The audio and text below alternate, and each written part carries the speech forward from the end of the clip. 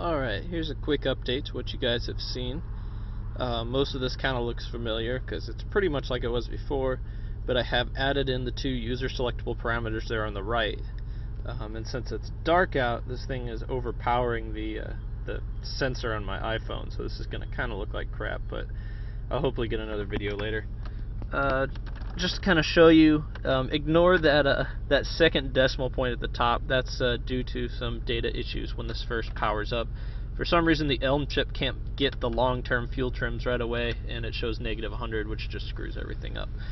Anywho, I'm going to go ahead and change this bottom parameter to, there's my engine coolant temperature. That's in centigrade, which is why it looks funky. Engine load, O2 voltage needs scaling, throttle percentage there, which I can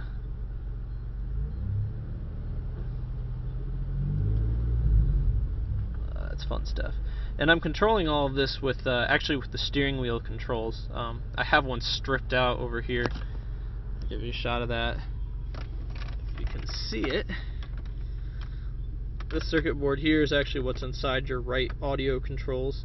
You've got your two lower buttons here and then kind of the up down here. I don't know what's on the right side.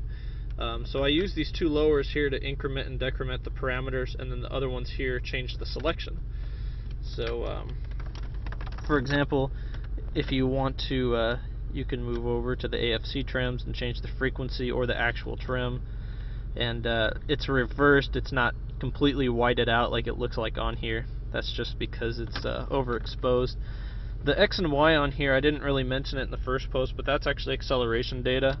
Obviously it's not scaled and zeroed correctly yet, and also it's just hanging out here on this board, so it just kind of jiggles around. But eventually I'm going to have the sensor mounted on the car and zero it out, so it kind of actually gives you an idea of truly how fast you're going. So that'll be kind of neat too. Otherwise, the rest is kind of what you've already seen. One other part of the project I'm doing is one more display that kind of sits down in the little cubby hole under your ashtray, and its purpose, besides adding more complexity to the project to get me a better score, is to kind of flesh out what's on the screen, since, you know, I guess not everyone knows what LTFT means, but I guess you probably should if you're doing this. So this actually shows you what the two parameters are, which are toggled with just a button.